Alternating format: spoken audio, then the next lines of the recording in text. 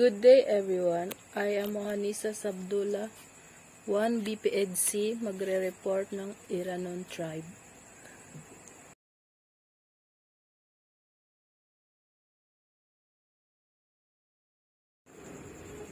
The Iranon are small Filipino Muslim group of sea-based people who are very closely related culturally and linguistically to the Maranao and especially to the Maguindanao.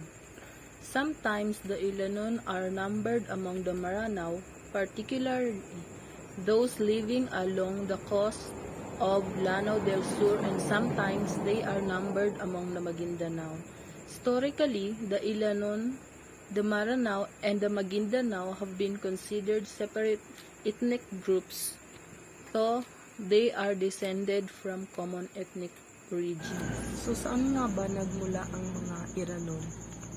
Ang Iranon, ayon sa aking nakuhang research, ang Iranon daw ay galing sila noon sa tabing dagat. Nanirahan sila sa tabing dagat kasama ang iba pang tribo, ang Maranao at ang Maguindanao. Kaya ang Maranao at ang Maguindanao ng Iranon ay na-adapt na nila ang kanilang kultura, gaya ng pananalita nila, mga ginagawa nila, kung paano sila namumuhay. Halos magkapareho na sila.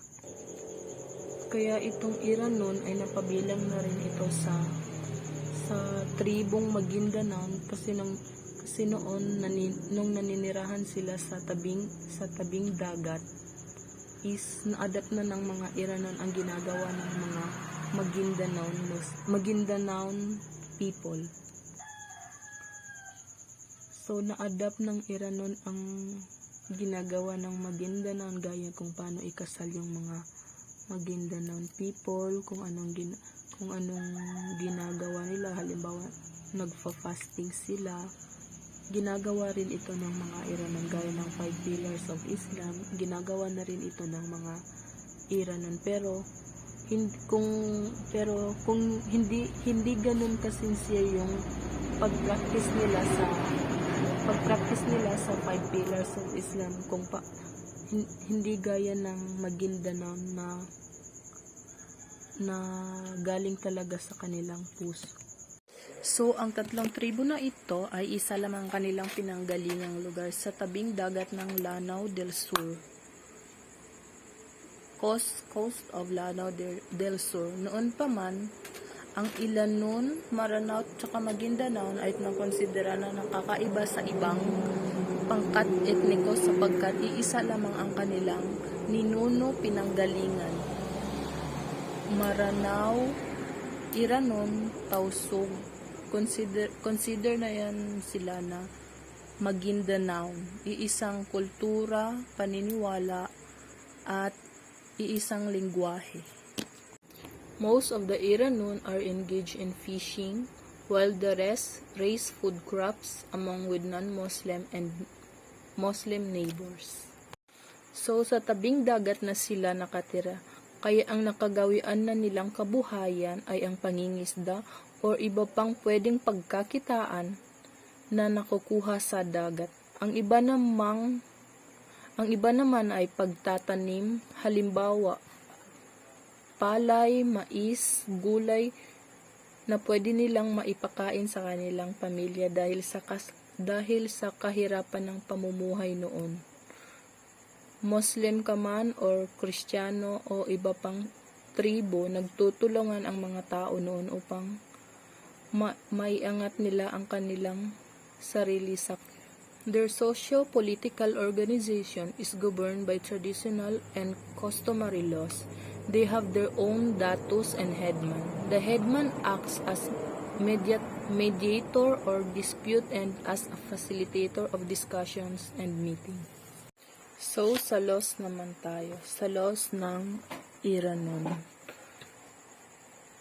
Sa Iranon, may sarili silang datu at headman. Datu kapag ikaw ang ikaw ang pinakamayaman sa kanilang tribo, ikaw na ang kanilang tatangkilikin or ikaw na ang kanilang susundin. So, ang headman naman ay ito ang halimbawa, may alitan sa lugar noon sa mga Iranon, andyan ang headman upang siya ang gumawa ng paraan upang mag-ayos ang dalawang grupo na hindi magkasundo. Ang headman rin ay ang facilitator pag may ginagawang usapan, discussion sa mga Iranon noon. Siya ang assistant ng datus sa mga usapang ginagawa. So, dito naman tayo sa mga beliefs ng mga Iranon.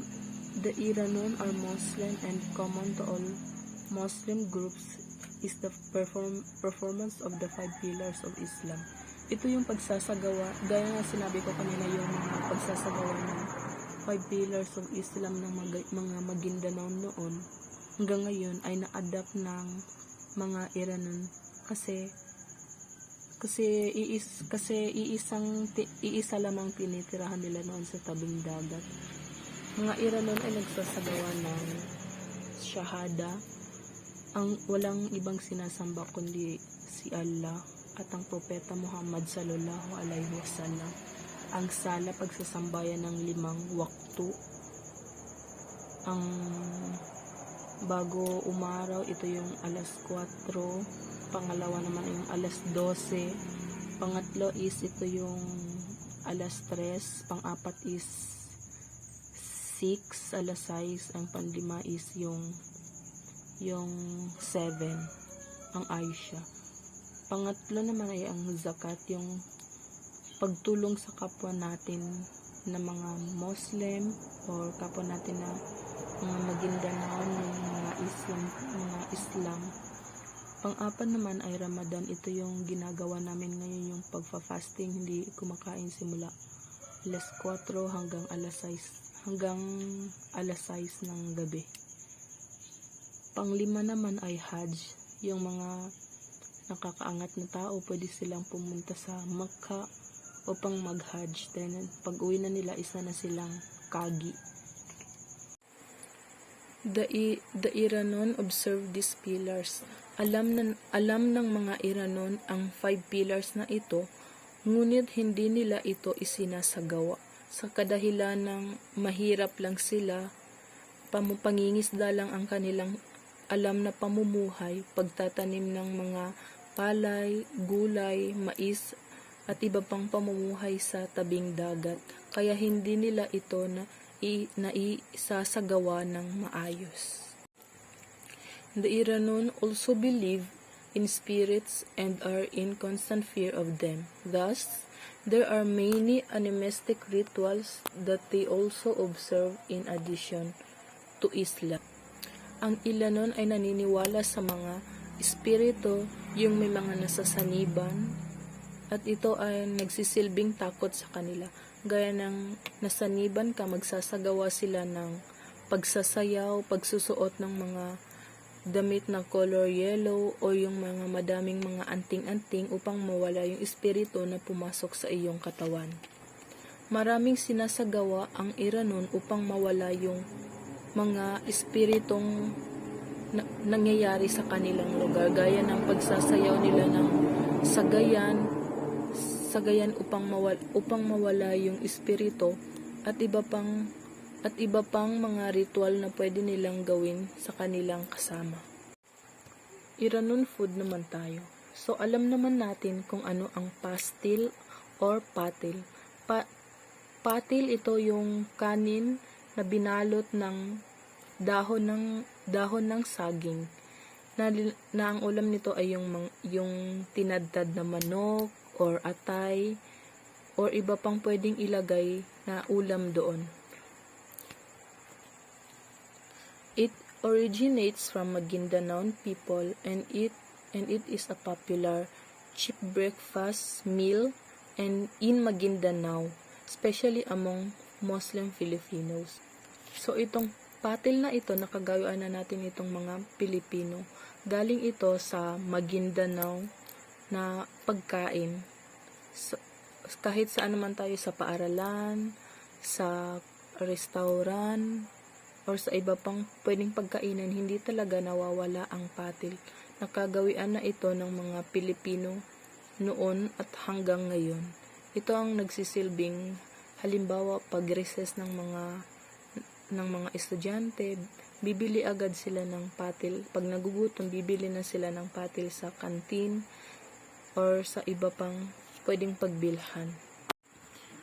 Itong biryani is, tinanong ko lamang po yung guro kong Iranon kung ano pa po ba yung iba nilang pagkain or ginagawang pagkain ng mga Iranon.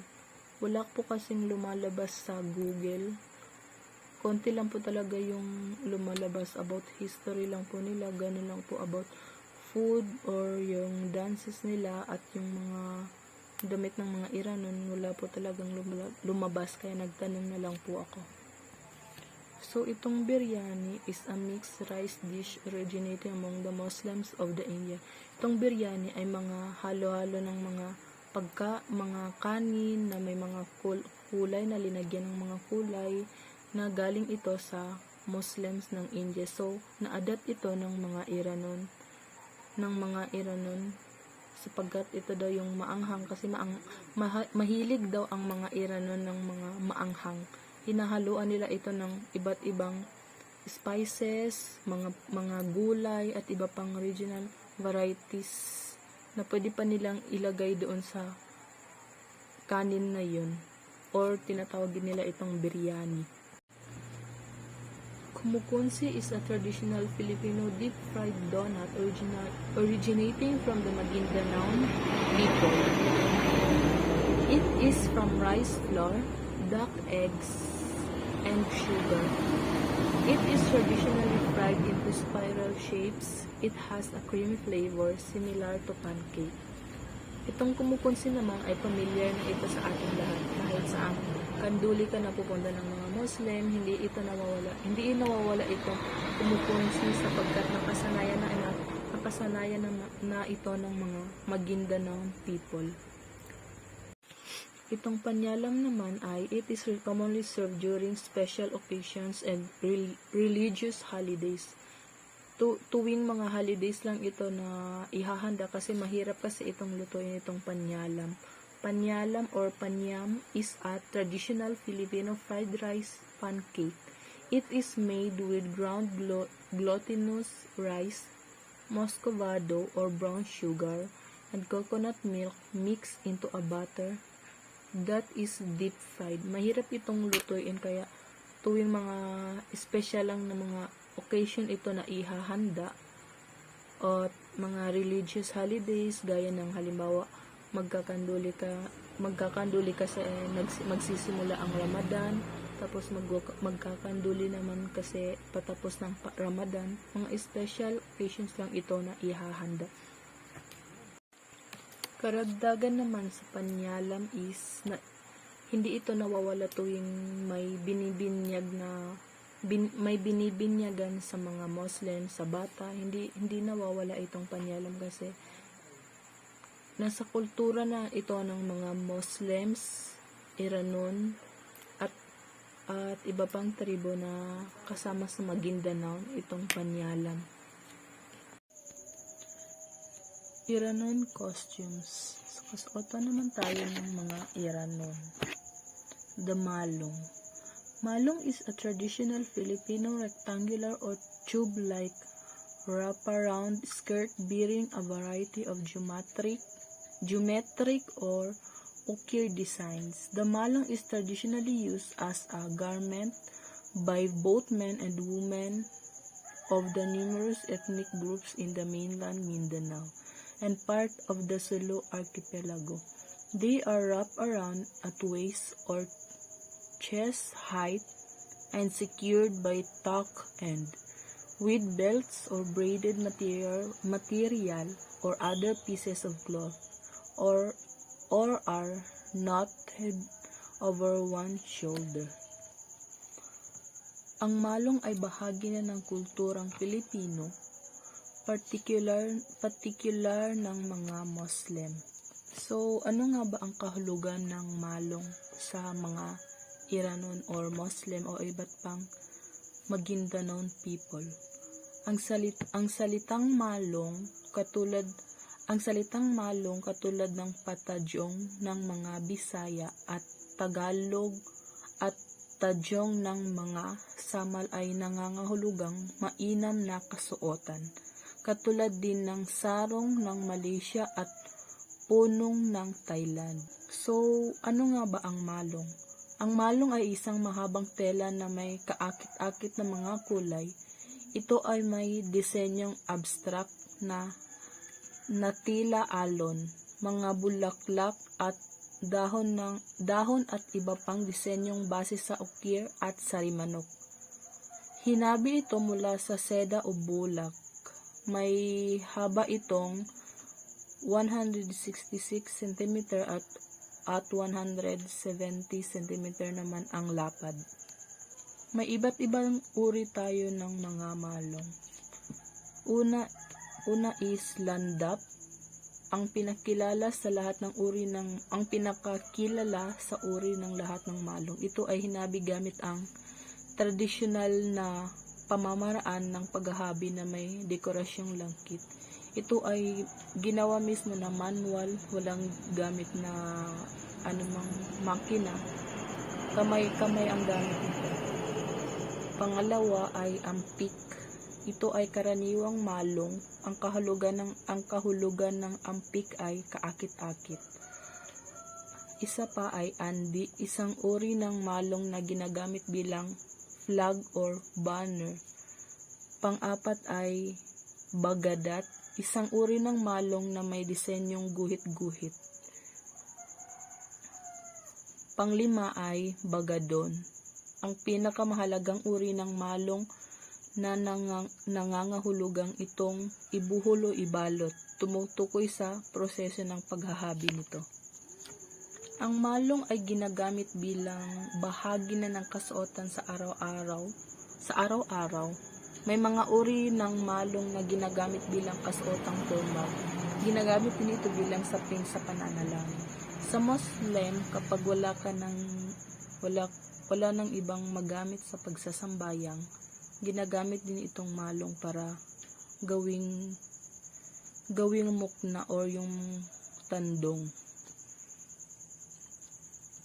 Pag sa lalaki naman, kung wala silang halimbawa jogging pants, ginagamit nila itong malong.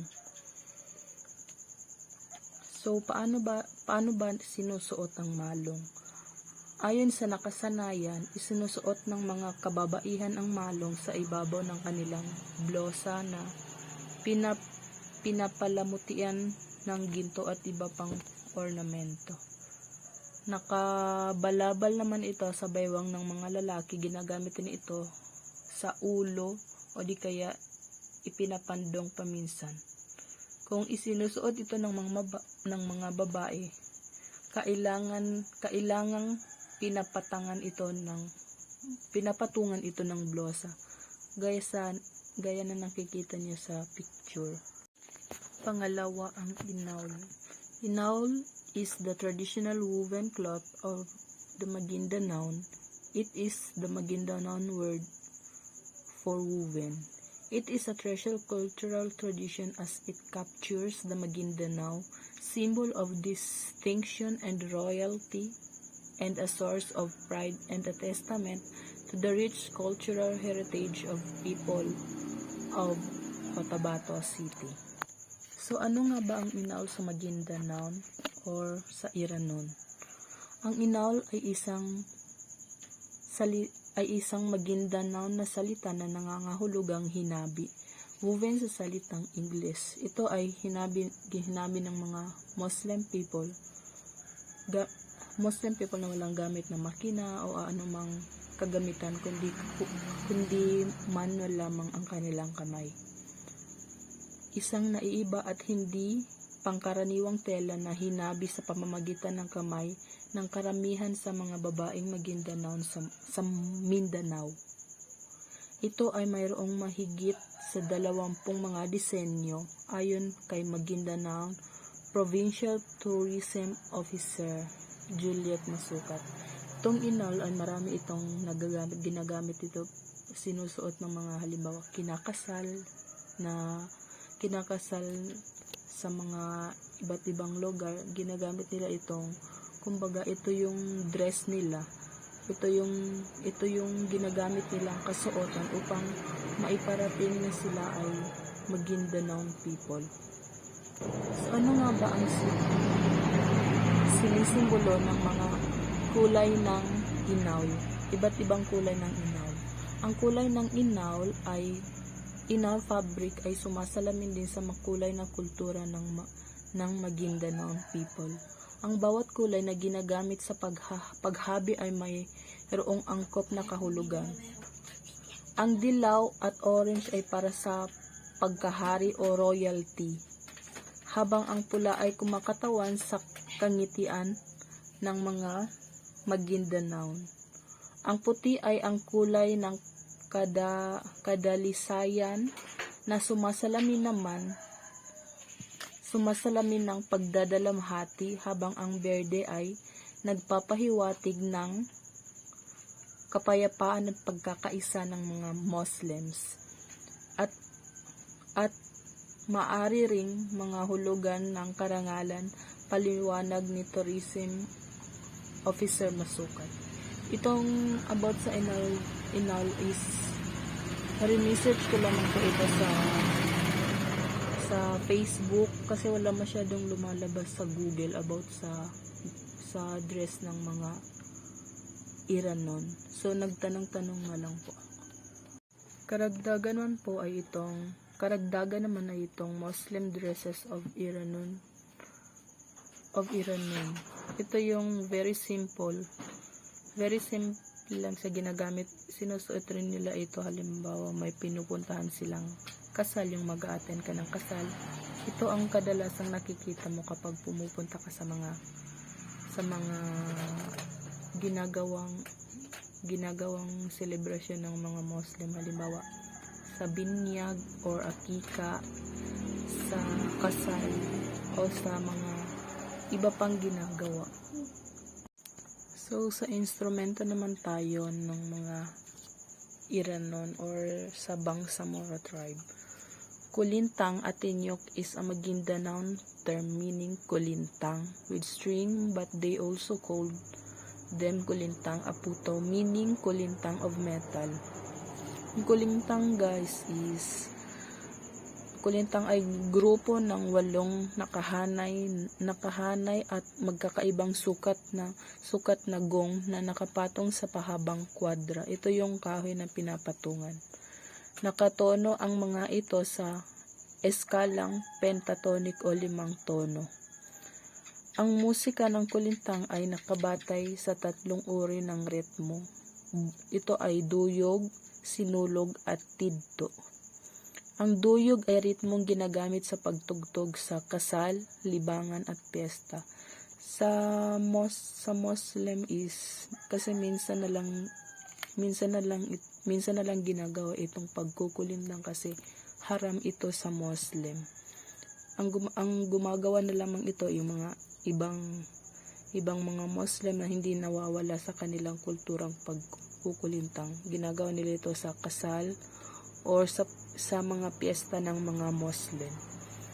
Ang sinulog ay mas mabagal na ritmo kumpara sa duyog. At tiddo naman ay binuo at di pantay na kombinasyon ng ritmo. At sa ritmong ito makikita ang husay ng manunugtog ng kulintang. Kung nakakita na kayo ng nagkukulintang, makikita nyo or mapapansin nyo kung magaling ba ito base sa bilis ng kanilang pagtugtog. Ang sinulog at tidto ay ginagamit din sa pagtugtog sa paglilibang, sa kasalan at iba pang pagdiriwang.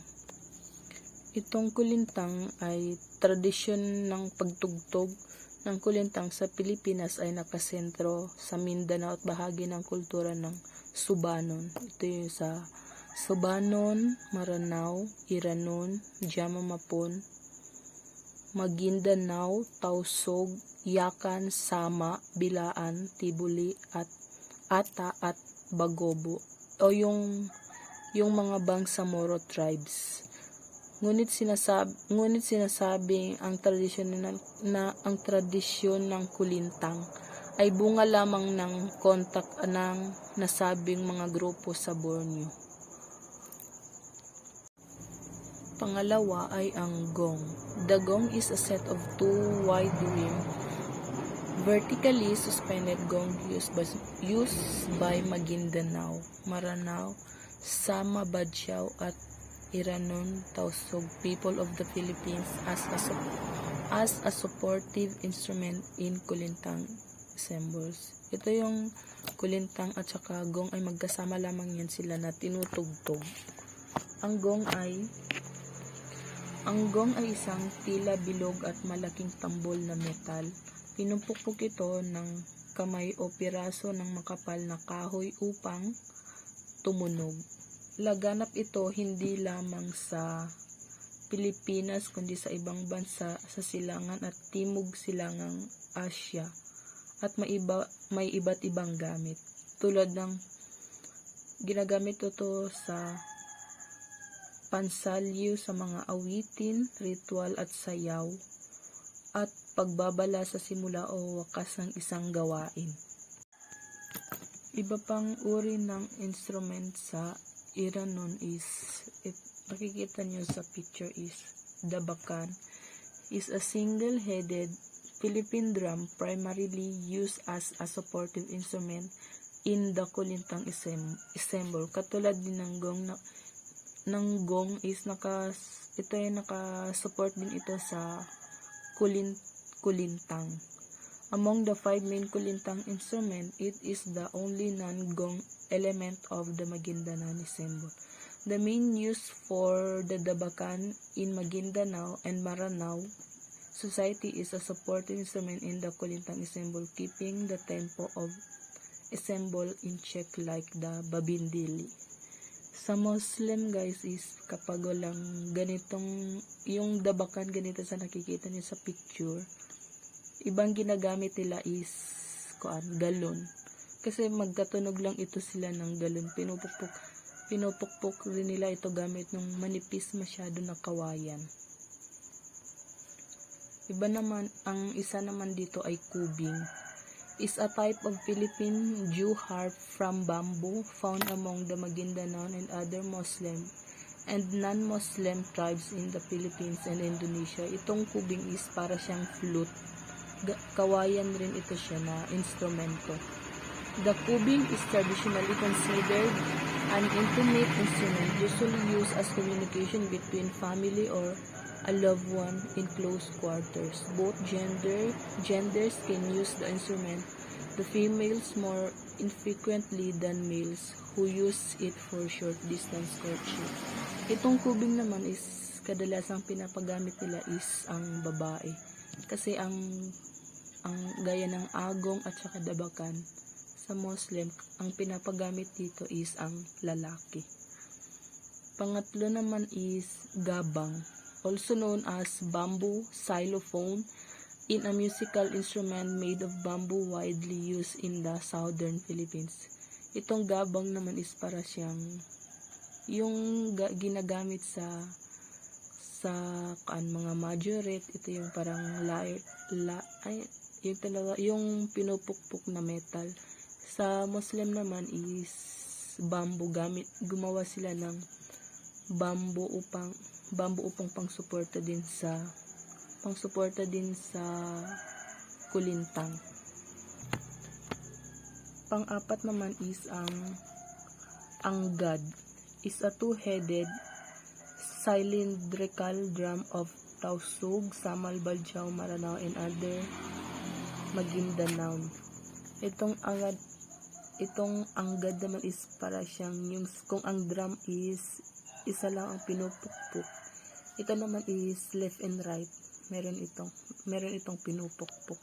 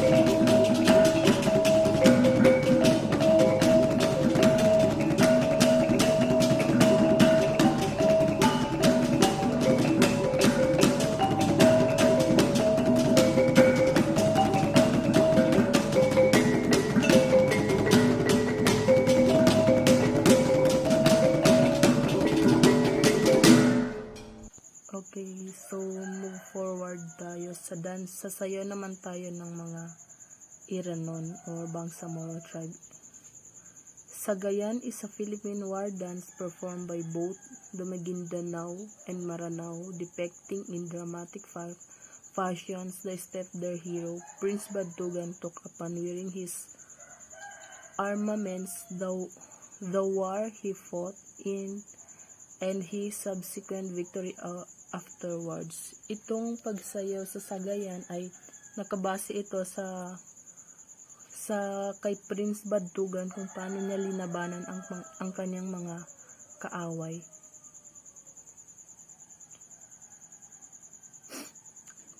paano niya linabanan ang kanyang kaaway at paano pinapakita dito sa sagayan kung paano na ipanalo ni Prince Badtugan ang digmaang nangyari noon.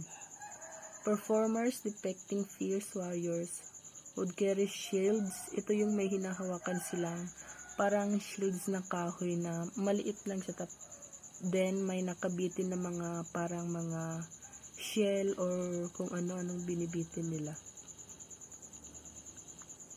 Would carry shields with shell noisemakers in one hand and double-bladed sword in the other, attempting roll movements to defend their master.